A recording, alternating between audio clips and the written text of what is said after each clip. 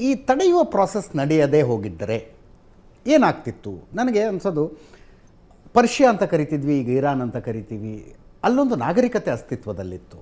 ತುಂಬ ಅಂದರೆ ವೈಜ್ಞಾನಿಕವಾಗಿ, ಆಧ್ಯಾತ್ಮಿಕವಾಗಿ ತುಂಬ ಮುಂದುವರೆದ ಈ ಮೆಸೊಪೊಟೇಮಿಯನ್ ನಾಗರಿಕತೆ ಅಂತ ಹೇಳ್ತೀವಿ, ಈಗ ಈಜಿಪ್ಟ್ ಅಂತ ಯಾವಲ್ಲಿ ಕರಿತೀವಿ, ಅಲ್ಲೊಂದು ನಾಗರಿಕತೆ ಅಸ್ತಿತ್ವದಲ್ಲಿತ್ತು.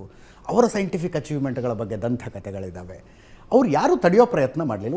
ಒಂದು ರೌಂಡ್ನಲ್ಲಿ ಮುಗಿದು ಹೋಯಿತು. ಭಾರತದಲ್ಲಿ ಮಾತ್ರ ಅದು ಮಾಡೋದಕ್ಕೆ ಸಾಧ್ಯ ಆಗಲಿಲ್ಲ. ಎಕ್ಸಾಕ್ಟ್ಲಿ. ಇದೇ ಈ ದೇಶದ ಸಾಮರ್ಥ್ಯ. ಕಾರಣ ಇಷ್ಟೇ, ಪ್ರಕೃತಿಯಲ್ಲಿ ಒಂದು ನಿಯಮ ಇದೆ. ಏನದು ಅಂತಂದರೆ, ಎಲ್ಲಿವರೆಗೆ ಈ ಶಾಂತ ವಸ್ತು ಅನಂತ ವಸ್ತುವಿನ ಕಡೆಗೆ ಮುಂದುವರಿತಾ ಇದೆ, ಅಲ್ಲಿವರೆಗೆ ಮಾತ್ರ everything is in order. India ದೇಶಕ್ಕೆ ಗ್ರೀಕರಿಗಿದ್ದಂಥ, ರೋಮನ್ನರಿಗಿದ್ದಂಥ, ಪರ್ಷಿಯನ್ನರಿಗಿದ್ದಂಥ ಆರ್ಮಿ ನಮ್ಮಲ್ಲಿ ಎಂದೂ ಇರಲಿಲ್ಲ. ರೋಮನ್ ಆರ್ಮಿ ಪ್ರಕಾರ ಅದರಷ್ಟು ಪವರ್ಫುಲ್ಲು ನಮ್ಮಲ್ಲಿ ಯಾವ ಆರ್ಮಿನೂ ಎಂದೂ ಇರಲಿಲ್ಲ. ನಮ್ಮ ಮೇಲೆ ನಡೆದ ದಬ್ಬಾಳಿಕೆಯಲ್ಲಿ 1% ರೋಮನ್ನರ ಮೇಲೆ ನಡೆಯಲಿಲ್ಲ, ಗ್ರೀಕರ ಮೇಲೆ ನಡೆಯಲಿಲ್ಲ. ಯಾವ ನಾಗರಿಕತೆ ಮೇಲೂ ಕೂಡ ನಮ್ಮಲ್ಲಿ ನಡೆದ ದಬ್ಬಾಳಿಕೆಯಲ್ಲಿ 1% ಅಥವಾ 10% ಕೂಡ ನಡೆಯಲಿಲ್ಲ. ಯಾವ ಶಕ್ತಿ ನಮ್ಮನ್ನು ಕಾಪಾಡಿದೆ? ನಮ್ಮನ್ನು ಕಾಪಾಡಿರ್ತಕ್ಕಂಥ ಶಕ್ತಿ ಪ್ರಕೃತಿ. ಕಾರಣ ಇಷ್ಟೇ, ರೈಟ್ ಆರ್ಡರ್ ಆಫ್ ಲೈಫ್ ಆವತ್ತಿನಿಂದ ಇವತ್ತಿನ, ಋಗ್ವೇದದ ಮೊದಲನೇ ದಿವಸದಿಂದ ಇವತ್ತಿನವರೆಗೆ ರೈಟ್ ಆರ್ಡರ್ ಅರ್ಥ ಮಾಡಿಕೊಂಡು ಅದರ ಪ್ರಕಾರ ಬದುಕ್ತಾ ಇರತಕ್ಕಂಥ ಏಕಮೇವ ದೇಶ ನಮ್ಮದೇ. ನಮ್ಮಿಂದ ಚೈನಾದವರು ಬೌದ್ಧ ಅನುಯಾಯಿಗಳಿಂದ ಅಲ್ಲಿ ಹೋದ ಮೇಲೆ ನಮ್ಮಿಂದ ಅವ್ರು ಕಲ್ತರು. ಏನು ರೈಟ್ ಆರ್ಡರ್ ಅಂತಂದರೆ, ಪ್ರಕೃತಿಯನ್ನು ಗೆಲ್ಲುವುದೇ ಪ್ರತಿ ಮನುಷ್ಯನಿಗೆ ಇರಬೇಕಾದಂಥ ಗುರಿ. ಪ್ರೈಮ್ ಮಿನಿಸ್ಟರ್ ಆಗೋದಲ್ಲ, ಚಕ್ರವರ್ತಿ ಆಗೋದಲ್ಲ, ರಾಜ ಆಗೋದಲ್ಲ. ಅಲ್ಲೇ ಅಲೆಕ್ಸಾಂಡರ್ ತಪ್ಪು ಮಾಡ್ದ, ಅಲ್ಲೇ ಜೂಲಿಯಸ್ ಸೀಸರ್ ತಪ್ಪು ಮಾಡ್ದ, ಅಲ್ಲೇ ನೆಪೋಲಿಯನ್ ತಪ್ಪು ಮಾಡ್ದ.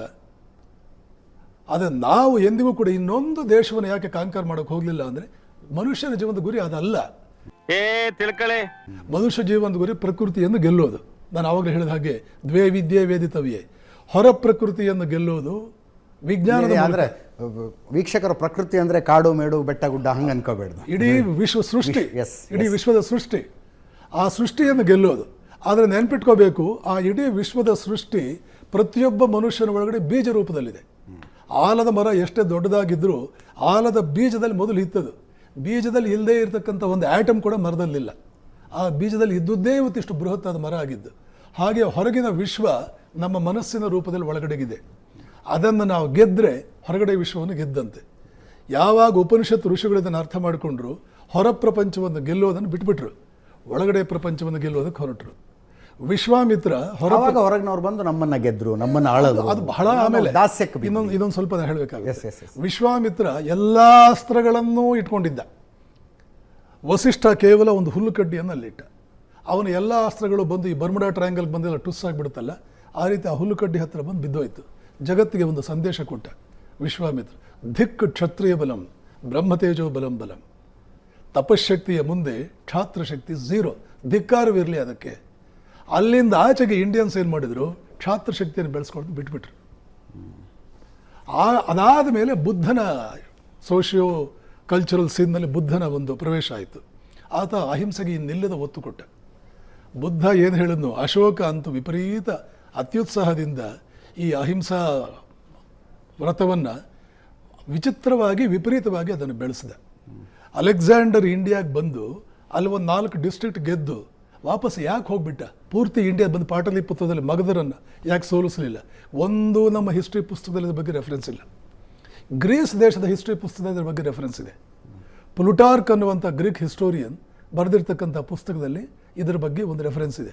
ಪ್ಲುಟಾರ್ಕ್ ಬರೀತಾನೆ, ಅಲೆಕ್ಸಾಂಡರ್ನ ಮಿಲಿಟರಿ ಆಫೀಸರ್ಸ್ ಬಂದು ಅಲೆಕ್ಸಾಂಡರ್ ಮುಂದೆ ಹೇಳಿದ್ರು, ಇನ್ನು ಒಂದು ಹೆಜ್ಜೆ ಮುಂದೆ ಇಡಲ್ಲ ನಾವು. ಅವಾಗ ಇನ್ನೂ ಅವನ ಪೌರಸ್ ಹತ್ರ ಅಂಬಿನ ಆಗ್ತಾನೆ, ಪೌರಸ್ಸನ್ನು ಗೆದ್ದಿದ್ದ, ಅಲ್ಲೇ ಇದ್ದಾನೆ. ಬಂದು ಗಂಗಾ ನದಿ ದಾಟ್ಕೊಂಡು ಮಗಧರನ್ನು ಗೆಲ್ಲಬೇಕು, ಗೆದ್ದು ಪಾಟಲಿಪುತ್ರ ಹಿಡಿಬೇಕು. ಅವಾಗ ಇಂಡಿಯಾ ಗೆದ್ದಂಗೆ ಆಯ್ತು ಅವನಿಗೆ. ಅವನ ಡ್ರೀಮ್ ಇದ್ದದ್ದು ಅದೇನೆ. ಆಫೀಸರ್ಸ್ ಹೇಳ್ತಾ ಇದ್ದಾರೆ, ಒಂದು ಹೆಜ್ಜೆ ನಾವು ಮುಂದೆ ಇಡಲ್ಲ. ಯಾಕೆ, ಏನಾಯಿತು ನೋಡಿ? ಪೌರಸ್ಸನ ಹತ್ರ ಇದ್ದದ್ದು 20,000 ಸೈನಿಕರು, ನಮ್ಮ ಹತ್ರ ಇದ್ದದ್ದು 2 ಲಕ್ಷ ಸೈನಿಕರು, 10 ಪಟ್ಟು. ಅವರ 20,000 ಸೈನಿಕರನ್ನು ಗೆಲ್ಲಬೇಕಾದ್ರೆ ಹಣ್ಣಗಾಯಿ ನೀರ್ಗಾಯಿ ಆದೆವು ನಾವು. ಆದರೆ ಈಗ ತಾನೇ ಇಂಟೆಲಿಜೆನ್ಸ್ ರಿಪೋರ್ಟ್ ಬಂದಿದೆ, ಗಂಗೆಯ ಆಚೆ ದಡದಲ್ಲಿ ಮಗಧದ ರಾಜ 6 ಲಕ್ಷ ಸೈನಿಕರೊಂದಿಗೆ ನಮ್ಮನ್ನು ಆ್ಯಂಟಿಸಿಪೇಟ್ ಮಾಡ್ತಾ ಇದ್ದಾನೆ. 6 ಲಕ್ಷ ಸೈನಿಕರನ್ನ ಇಟ್ಕೊಂಡು ನಮ್ಮ ಬರವನ್ನು ಎದುರು ನೋಡ್ತಾ ಇದ್ದಾನೆ. ಗೆಲ್ತೀವ ನಾವು? ಸತ್ತ ಸುಣ್ಣ ಆಗಿಬಿಡ್ತೀವಿ ನಾವು. ಒಂದು ಹೆಜ್ಜೆ ಮುಂದೆ ಇಡಲ್ಲ. ಅಲೆಕ್ಸಾಂಡರ್ ಇನ್ನಿಲ್ಲದ ರೀತಿಯಲ್ಲಿ ಕನ್ವಿನ್ಸ್ ಮಾಡೋಕೆ ನೋಡ್ತಾನೆ, ಬೈತಾನೆ, ಒಂದು ಹೆಜ್ಜೆ ಇಡಲ್ಲ, ಜಪ್ಪಯ್ಯ ಅಂದರೆ ಇಡಲ್ಲ. ಕೊನೆಗೆ ಮನಸ್ಸಿಲ್ಲದ ಮನಸ್ಸಿನಿಂದ ವಾಪಸ್ ಹೋಗ್ತಾನೆ. ಇದು ಪ್ಲುಟಾರ್ಕ್ ತನ್ನ ಪುಸ್ತಕದಲ್ಲೂ ಬರೆದಾನೆ. ಗ್ರೀಸ್ ದೇಶದ ಪುಸ್ತಕಗಳು ಟೆಕ್ಸ್ಟ್ ಬುಕ್ನಲ್ಲಿ ನಮ್ಮಲ್ಲಿಲ್ಲ. ಇಷ್ಟು ಪವರ್ಫುಲ್ ಛಾತ್ರ ಇದ್ದಂಥ ಈ ದೇಶಕ್ಕೆ ಇದ್ದಕ್ಕಿದ್ದ ಹಾಗೆ ಮಹಮ್ಮದ್ ಬಿನ್ ಖಾಸಿಮ್ 500 ಜನ ಕುದುರೆ ಸವಾರನ್ನು ತಗೊಂಡು ಮುಲ್ತಾನ್ ಗೆದ್ದ. ಕುರೇಶಿ ತಮ್ಮ ಪುಸ್ತಕ ಭಾಳ ಚೆನ್ನಾಗಿ ಬರೀತಾರೆ. ಮಹಮ್ಮದ್ ಬಿನ್ ಖಾಸಿಮ್ 16 ವರ್ಷದ ಹುಡುಗ 500 ಜನ ಕುದುರೆ ಸವಾರ ಕಂಡು ಮುಲ್ತಾನ್ ಗೆದ್ದ. ಆ ಮುಲ್ತಾನ್ ಗೆಲ್ಲೋದಕ್ಕೆ ಕಾರಣವೇನು? ಕಾರಣ ಇಷ್ಟೇ, ಈ ಅಶೋಕನ ಅತ್ಯಂತ ಉತ್ಸಾಹದ ಈ ಅಹಿಂಸಾ ಬೋಧನೆಯಿಂದಾಗಿ ಮಿಲ್ಟ್ರಿನ ಅಬಾಲಿಷ್ ಮಾಡಿದ್ರು, ಮಿಲ್ಟ್ರಿನ ತೆಗೆದುಬಿಟ್ಟಿದ್ರು. ಆಯುರ್ವೇದದಲ್ಲಿ ಪ್ರಾಣಿಗಳ ಮೇಲೆ ನಾವು ಔಷಧಗಳನ್ನು ಪ್ರಯೋಗ ಮಾಡಿದರೆ ಪ್ರಾಣಿಗಳಿಗೆ ನೋವಾಗುತ್ತೆ ಅಂತ ಆಯುರ್ವೇದ ರಿಸರ್ಚ್ ಸತ್ತೋಯ್ತು. ಇವತ್ತು ಎಲ್ಲ ಆಯುರ್ವೇದ ಪುಸ್ತಕಗಳಲ್ಲೂ ಬರುತ್ತೆ.